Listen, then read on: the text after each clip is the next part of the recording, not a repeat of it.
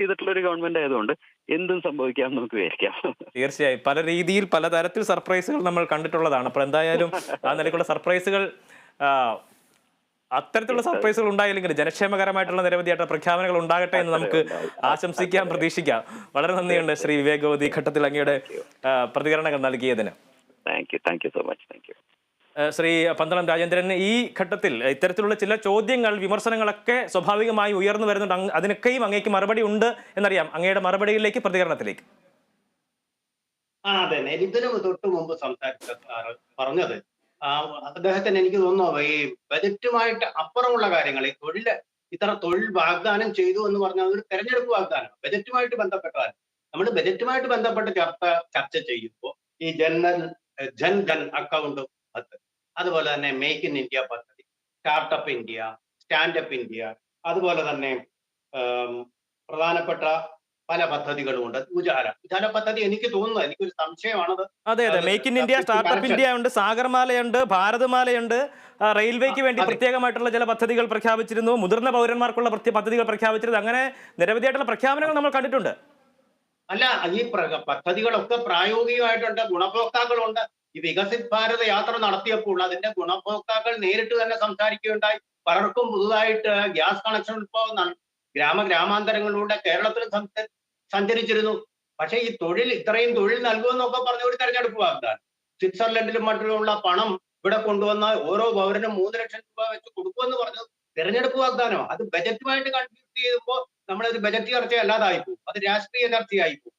അപ്പൊ ബജറ്റിൽ പറഞ്ഞിട്ടുള്ള കാര്യങ്ങൾ ഏറെക്കുറെ അവർ നടപ്പാക്കിയിട്ടുണ്ട് എന്ന് മാത്രമല്ല, ഈ ഇന്ത്യയെ ലോകത്തിലെ മികച്ച 5ാമത്തെ ശക്തിയാക്കി മാറ്റണമെങ്കിൽ, ഇതിപ്പോ 2 വർഷത്തിനാകും 3ാമത്തെ ഏറ്റവും മികച്ച സാമ്പത്തിക ശക്തിയാക്കി മാറ്റണമെങ്കിൽ ഈ വാഗ്ദാനങ്ങൾ കൊണ്ട് പറ്റില്ല, വിഷൻ വേണം. ആ വിഷനോട് കൂടിയാണ് കാര്യങ്ങൾ നടപ്പാക്കുന്നത്. ഈ കർഷകർക്കുള്ള സഹായം എന്ന് പറഞ്ഞ 6000 കോടി, അത് വർദ്ധിപ്പിക്കുന്നത് എന്തിനാ?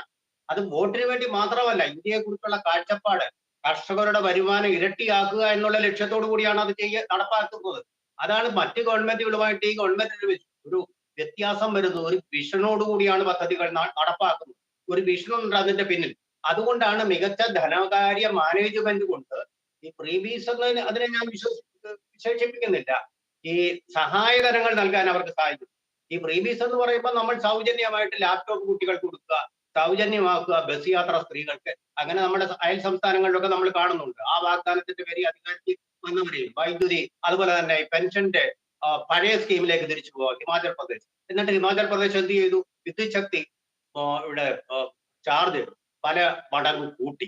അതുപോലെ തന്നെ കർണാടകത്തില് ഈ സൗജന്യങ്ങളൊക്കെ കൊടുക്കാൻ വേണ്ടിയിട്ട് അവിടെ ചെയ്തത് പെട്രോളിന്റെ വില കൂട്ടി, അതിന്റെ സെസ് കൊണ്ട്. അപ്പൊ ഒരു കൈ കൊണ്ട് വാങ്ങിച്ചിട്ട് മറു കൈ കൊണ്ട് കൊടുക്കുക എന്നുള്ള തന്ത്രമാണ്. അതാണ് ഫ്രീബീസ്. ഇതങ്ങനല്ല, മികച്ച ധനകാര്യ മാനേജ്മെന്റ് കൊണ്ട് ബാലൻസ് ഓഫ് പേയ്മെന്റ് പൊസിഷൻ, അതുപോലെ തന്നെ വിദേശ നിക്ഷേപം വളരെ ഉയർന്നിട്ടുണ്ട്.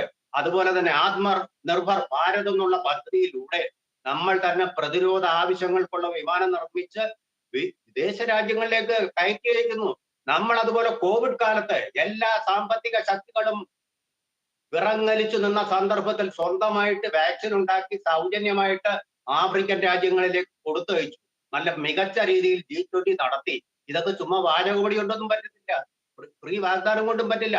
മികച്ച ധനകാര്യ മാനേജ്മെന്റും വിഷനോട് കൂടിയ ഒരു നേതാവും വേണം, അഴിമതിയില്ലാത്ത ഭരണവും വേണം. അതൊക്കെ അവർക്കുണ്ട്.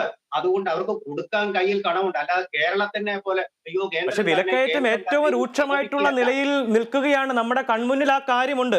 വിലക്കയറ്റം നിയന്ത്രിക്കുന്നതിന് വേണ്ടിയുള്ള ഇടപെടൽ ഉണ്ടാകണം എന്നുള്ള ആവശ്യമാണ് ഇതിനു മുമ്പായി നടത്തിയിട്ടുള്ള കാന്താ സർവേയിലും ഈ ജനങ്ങൾ പറഞ്ഞിട്ടുള്ളത്. കഴിഞ്ഞ തവണ ഈ വിലക്കയറ്റവുമായി ബന്ധപ്പെട്ട ആശങ്ക പങ്കുവച്ചതിനേക്കാൾ 30% ആൾക്കാർ ഇത്തവണ വിലക്കയറ്റത്തിന്റെ ആവശ്യം അല്ലെങ്കിൽ വിലക്കയറ്റം നിയന്ത്രിക്കുന്നതിനുള്ള ഇടപെടൽ വേണമെന്നുള്ള ആവശ്യം ഉന്നയിക്കുന്നുണ്ട്.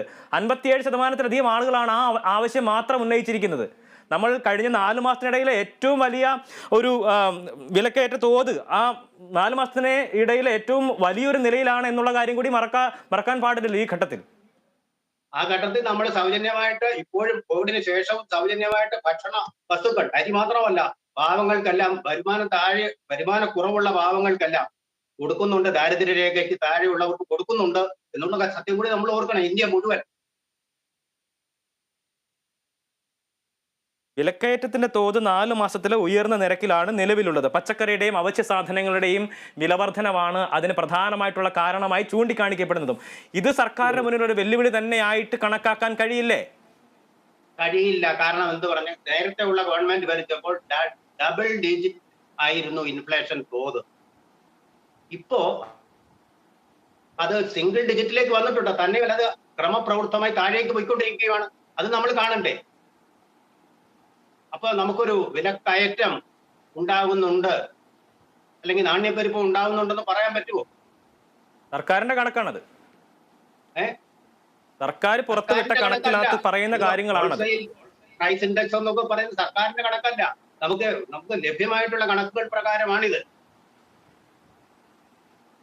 എന്തായാലും ചില ചോദ്യങ്ങൾക്ക് കൂടി ഉത്തരങ്ങൾ, വിമർശനങ്ങൾ, പ്രതീക്ഷകൾ ആ കാര്യത്തിലൊക്കെ തന്നെ ഉണ്ടാകുന്നുണ്ട്. എന്തായാലും ചില വിഷയങ്ങളിൽ, അതായത് ബാങ്കിംഗ് മേഖലയുമായി ബന്ധപ്പെട്ട വിഷയങ്ങളിൽ വലിയ രീതിയിലുള്ള പ്രതീക്ഷകൾ പങ്കുവയ്ക്കപ്പെടുന്നുണ്ട്. മണികണ്ഠൻ